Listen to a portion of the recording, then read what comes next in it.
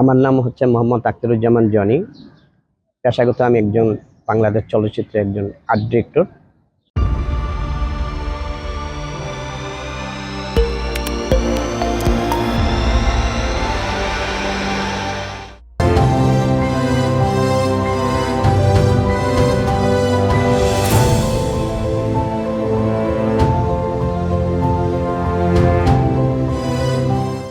তো দীর্ঘদিন যাবৎ আমি চলচ্চিত্রে আছি। আমি যখন চলচ্চিত্রে ঢুকি 1987-এ, অনেক অতিক্রম করে আর্ট ডিরেক্টর থেকে এখন বর্তমানে আমি অ্যাসিস্ট্যান্ট ডিরেক্টর। এই 35 বছরে অনেক কিছু দেখেছি আর অনেক কিছু শুনেছি। এই পর্যন্ত এখন স্টিল নাও চলচ্চিত্রে আছি। আমাদের পরিবার হলো বর্তমানে আমার 3 মেয়ে, আমার কোনো ছেলে নেই। আমি বিয়ে করেছি হলো শরীয়তপুর, বাড়ি আমার নারায়ণগঞ্জ। আমার 2 মেয়ে মাস্টার্স পাস করেছে, আর ছোট মেয়ে যেটা মাস্টার্সে পড়তেছে, এটা নিয়ে আছি আর কি।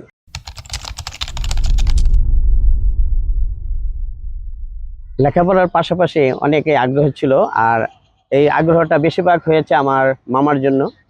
আমার মামা একজন তমিজুদ্দিন রেজবি কোকা পরিচালক। ওই মামার থ্রোতে একদিন এসেছিলাম, যখন আমি ক্লাস 10-এ পড়ি তখনই এসেছিলাম। তখন এসে আমার একটু আনন্দ পেলাম যে এখানে অনেক নায়ক নায়িকা দেখতে পাই, তখন একটু অনেক ভালো লাগলো। 86-তে ইন্টার পাস করি, তখন চিন্তা করলাম যে না, চলচ্চিত্রে যাব। অনেক সময় আসছিলাম, মামার কারণে পলায় পলায় রয়েছি, মানে ঢুকি নাই, মামার সামনে দাঁড়াই নাই। তো হঠাৎ একদিন মামা অনেক কোথাও যে গেছে জানি না, তো ওখানে আমি এফডিসিতে ঢুকে পুরা এফডিসিটা দেখেছি। দেখার পরে আমার ভালো লেগে গেল। তো এমনিও আমি মনে করেন আর্ট কলেজ থেকে পড়াশোনা করছি, তো আর্টের একটা নেশা আছে। তো এখানে চিন্তা করলাম যে এখানে কাজ করলে তো কি করতে পারি। তখন জানতে পারলাম যে এখানে আর্টের সাবজেক্ট আছে ভালো, তাই আর্ট নিয়ে আমি এগিয়ে গেলাম। তো আর্ট নিয়ে করতে করতে আমি এক পর্যায়ে আর্ট ডিরেক্টর হয়ে গেলাম। আর্ট ডিরেক্টর অনেক দীর্ঘদিন যাবৎ আর্ট ডিরেক্টর ভাবে আছি। যেমন এখানে বাংলাদেশ চলচ্চিত্রে বড় বড় অ্যাকশন ছবিগুলো হলে, যেমন শান ছবি, তারপরে টঙ্গিপাড়া মিয়া ভাই, আরও অন্যান্য অনেক অ্যাকশন ছবিগুলো যেগুলো, এগুলোর অস্ত্রগুলো আমি দিয়েছি। আমরা যে শুটিংয়ে যে ব্যবহার করতাম অস্ত্রগুলো, এবং আগের যে অস্ত্রগুলো ছিল এগুলো খেলনার মতো ছিল। এটি ছিল কাঠের। তো কাঠের অনেক সময় দেখা গেল যে টার্গেট ছিল না, অনেক ওইটা নিয়েই শুটিং করা হতো। এবং অনেক সময় অস্ত্র শুটিং করতে গেলে এটা ভেঙে যেত পড়ে গিয়ে। তো ওইটাকে কিভাবে এবং রিয়েলিটি এবং আধুনিক করা যায়, সেই অস্ত্রগুলো আমি উপহার দিয়েছি চলচ্চিত্রে, যাতে ভালোভাবে দেখা যায়। ওদের আগের যে মেইন অস্ত্রগুলোর মতো দেখা যায় আমাদের দামিগুলো, ও অস্ত্রগুলো আমি বানাই। তো ওটা করেছি। তো করতে করতে এই পর্যন্ত আসছি। তো আর্ট ডিরেক্টর থেকে আমি উপাধি পেয়েছি যে আর্ট ডিরেক্টর হিসাবে। আমি অ্যাওয়ার্ডও নিয়েছি, বাইরের থেকে প্রায় 12টা অ্যাওয়ার্ড নিয়েছি। আমাদের ফেরদৌস ভাইয়ের হাত থেকে আর দিয়ার তাইবের হাত থেকেও আমি অ্যাওয়ার্ড নিয়েছি। আর্ট ডিরেক্টর হিসাবে আমি সাফল্য হয়েছি। তার পাশাপাশি চিন্তা করলাম যে আর্ট ডিরেক্টর পাশাপাশি কি করা যায়। তো চিন্তা করলাম যে আমি একটু আর্ট অ্যাসিস্ট্যান্ট ডিরেক্টর হিসাবে এখানে পরিচিত হই। এই অ্যাসিস্ট্যান্ট ডিরেক্টর হিসাবে সমিতিতে আমি ভর্তি হয়ে গেলাম। তো অ্যাসিস্ট্যান্ট ডিরেক্টর থেকে আছি এখনো। তো চিন্তা করতেছে যে ডিরেক্টরটা কিভাবে হব, এটা নিয়ে একটু পরিকল্পনা চলছে। এর পাশাপাশি আবার আমি একজন স্ক্রিপ্ট রাইটার। তো আমার প্রথম গল্প নেয় মনোয়ার খোকন স্যার মারা গেছেন, আমার ছবিটা করে মরতে পারে না, তাহলে স্ক্রিপ্ট রাইটার হিসাবে আমি ওই ছবিটা প্রাধান্য পেয়ে যেত, আমিও স্ক্রিপ্ট রাইটার হিসাবে প্রাধান্য পেতাম।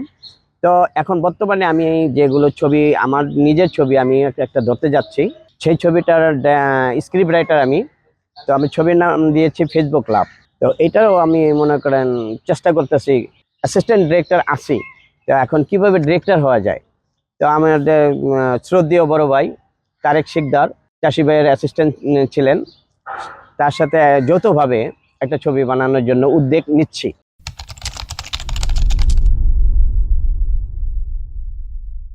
ভূমিকা আমার মামার বেশিরভাগ উদ্যোগ ছিল, কিন্তু মামাকে ভয় পেতাম। তো মামার চলে যাওয়ার পরেই আমি একটু এখানে একটু বেশিরভাগ কাজ করছি। মামা থাকলে হয়তো কাজ করতে পারতাম না। আর চলচ্চিত্রে আমার পরিবার থেকে আমার ওয়াইফই আমাকে একটু উৎসাহ দিয়েছে যে চলচ্চিত্র, আমার ওয়াইফও চলচ্চিত্র ভালোবাসেন, তাই আমার বেশিরভাগ আমার চলচ্চিত্রকে উৎসাহ আমার ওয়াইফই দিয়েছেন।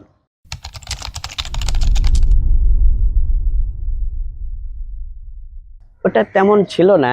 তো বেশিরভাগই আমার ওয়াইফের কারণে আমি চলচ্চিত্রে এখনো পর্যন্ত আছি। ও লাইক করে দেখে আমি আসতে পারছি, নাইলে তো চলচ্চিত্র অনেক আগে ছেড়ে যেতে হতো।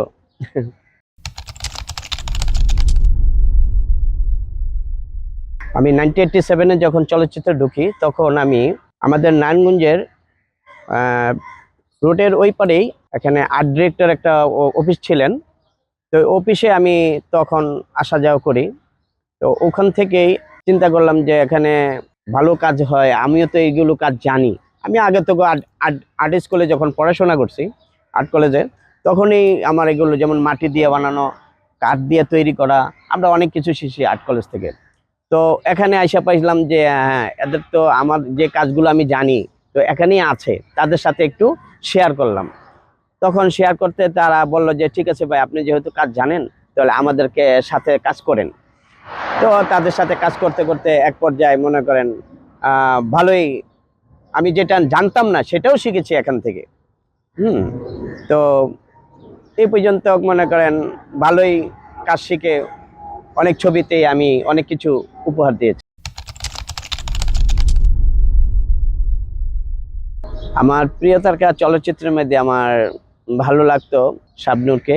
তো এমনি গান হিসাবে আমার একটাই গান ভালো লাগতো, তুমি কি দেখেছো কবু জীবনের পরাজয়। এই গানটা আমার অত্যন্ত ভালো লাগতো।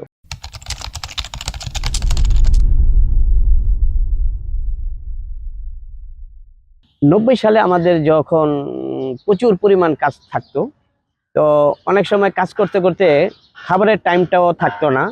দুপুরের খাবারটা আমরা 4টা 5টায় খেতাম, এত কাজ ছিল। তো ওই সময়টায় অনেক কাজে আনন্দিত ভাবে আমাদের কেটে যেত, কিভাবে যে সময় কাটতো জানতাম না। আর বর্তমানে তো অনেক কাজ কমে গেছে, আবার সামনে যদি কাজ, এখন তো আস্তে আস্তে কাজ হচ্ছে, মাঝখানে তো কিছু কাজ ছিল না। তো এখন কাজ অনেক হচ্ছে, ভালো ভালো ছবি উপহার দিচ্ছে। তো হয়তো সামনে আরো আমরা বিজি হয়ে পড়বো।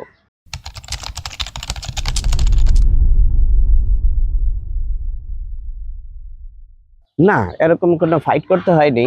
আমার সহকর্মী অনেকজনই ছিলেন, যার কাজটা ভালো লাগতো, যার কাজটা পছন্দ হতো, ডিরেক্টর, ম্যানেজার, তারা তার কাছেই যেতেন যে এর কাজটা ভালো, তারা এর কাজটা যাই।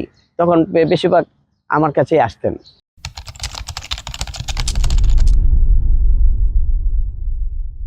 কাজের অভিজ্ঞতা অত্যন্ত মানসম্মত ছিল, এবং ডিরেক্টর সাহেব যেটা পারফেক্ট কাজটা সেটাই বুঝে নিতেন।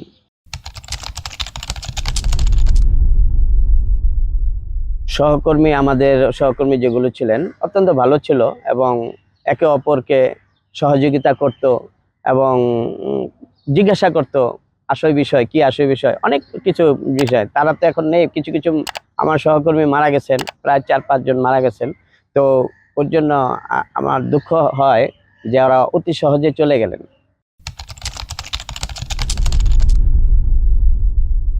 পরিচালকদের মনোভাব তো অত্যন্ত কি বলবো, তারা ছিলেন একজন স্টার ওই সময়। এখন তো এসে নায়ক নায়িকার স্টার হয়, তখন ডিরেক্টর ছিলেন স্টার। ডিরেক্টরদের সাথে কথা বলতে আমাদের অনেক ভয় পেতাম, কিন্তু সেই ভয়টা তো আর নেই। ডিরেক্টর সামনে সবাই তো কথা বলে ফেলে, তখন কিন্তু ওই সময়টায় আমরা ডিরেক্টরের সাথে কথা বলতে ভয় পেতাম। কারণ তাদের এক্সপিরিয়েন্স ছিল সেরকম, এবং তারা ছবিগুলো বানাইতো সেরকম, এবং কাজে অনেক মনোযোগ দিয়ে ছবি বানাতো। সেই কারণে মনে করেন আমরা তার সামনে গেতেও ভয় পেতাম, এই অবস্থা।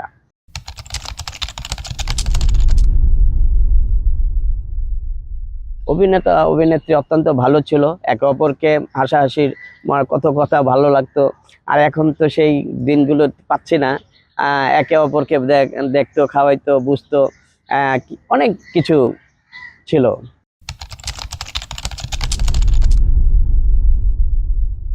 অনেক তারকার সাথে সৌভাগ্য হয়েছে, মান্না ভাইয়ের সাথে হয়েছে, ইলিয়াস কাঞ্চন ভাইয়ের সাথে হয়েছে, মারুফ ভাইয়ের সাথে কাজ হয়েছে।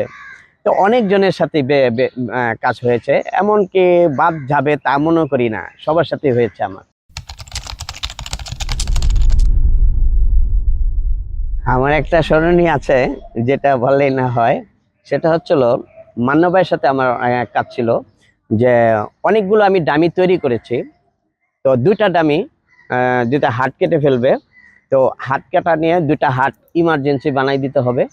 তো আমি বললাম ভাই আমাকে অন্তত 2টা দিন সময় দিন, আমি শুদ্ধ করে হাত বানিয়ে দিচ্ছি।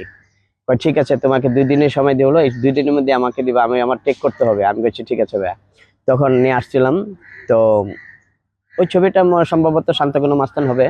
তো ওই ছবিতে মান্না ভাইয়ের 2টা হাত আমি বানিয়ে দিয়েছিলাম। তো যখন আমি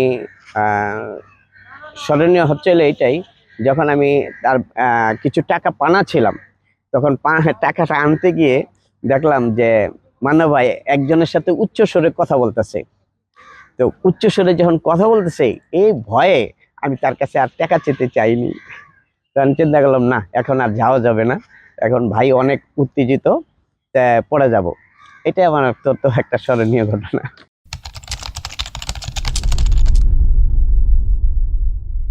বর্তমানে সিনেমার অবস্থাটা ভালো, তেমন ভালো না, আবার খারাপও না, মোটামুটি বর্তমানে আছে। তো আমাদের যখন 90 দশকে আমরা যে কাজগুলো করতাম, সে কাজের কথা আর এখনের কথা অনেক ডিফারেন্ট। তখন আমরা একটার পর একটা ম্যানেজার এসে বলতো ভাই আমার এই কাজটা ইমার্জেন্সি করে দেন, এই লিটারটা তৈরি করে দেন, হাতে লিখে দেন লিটারটা। আমরা লিটার ফিল্মের মাঝে লিটার লিখতাম, যে লিটারগুলো নাম চলে আসতো, হ্যাঁ, টাইটেলগুলো, এই টাইটেলগুলো আমরা আর্ট পেপারে লিখতাম। তো একজনের ম্যানেজার বলতেছে ভাই আমাকে এই টাইটেলটা তাড়াতাড়ি দিতে হবে। আরেকজনে বলতেছে যে ভাই আমার লিটারটা তৈরি করে দেন। আরেকজনে এসে বলতেছে ভাই আমার একটা হাত বানায় দেন। আরেকজনে বলতেছে যে ভাই আমার একটা ডামি অস্ত্র বানায় দেন। বিভিন্নভাবে বিভিন্ন কাজ চলে আসতো। তখন আমরা এমন সময় গেছে খাবার টাইমটাও আমরা টাইম মতন খেতে পারি নাই। তো ওই সময় খাবার টাইমটা প্রায় 5টা 4টা, এই 6টাও বেজে যেত। তো ওই সময়টা আমরা অনেক বিজি ছিলাম। তো ওই কথাটাও বললে তো হয় না, এখন তো যে একটু কাজ কমে গেছে, অনেক কমে গেছে। তো বর্তমানে আমাদের এখান থেকে আর্থিক সহযোগিতা তেমন পাচ্ছি না। তো আমরা বাইরে কাজ করছি, ইভেন্টের বেশিরভাগ কাজ করছি সেই বর্তমানে, যেহেতু ফিল্ম ইন্ডাস্ট্রির যে কাজ কম, তাই বাইরে আমরা চলে গেছি।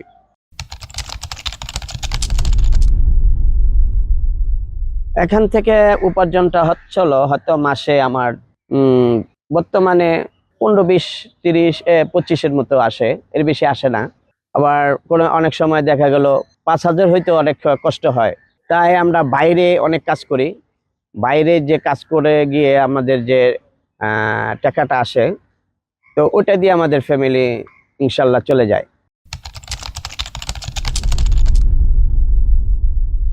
বর্তমানে মানে আমাদের সিনেমার অবস্থা তেমন ভালো না, বাইরে কাজ চলতেছে বেশিরভাগ।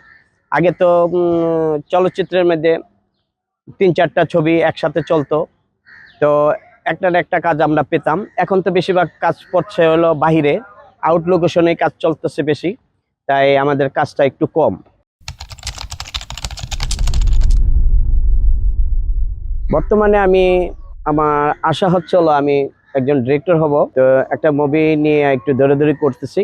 তো মুভিটা ধরতে পারলেই আমি মনে করেন হয়তো ছবিটা শেষ করতে পারলে হয়তো ডিরেক্টর হওয়ার একটা সম্ভাবনা আছে। আপনার ব্যক্তিগত প্রত্যাশা, আপনি নিজেকে কোন পর্যায়ে দেখতে চান?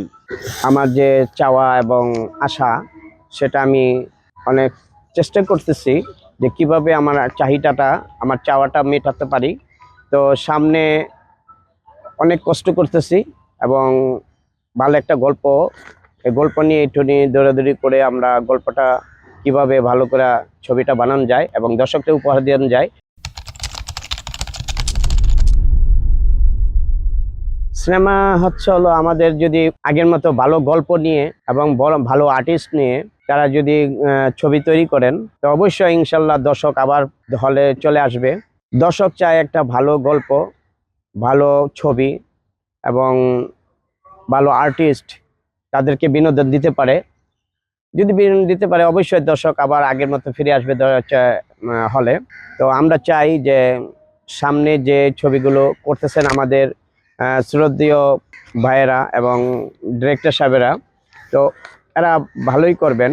সামনে যে ছবিগুলো আসতেছে একের পর এক ভালো আসবে এবং ওইগুলো ছবি যদি দর্শক দেখে, তো আমরা ফিল্ম ইন্ডাস্ট্রির আগের থেকে আগের মতো একটু ফিরে পেতে পারি।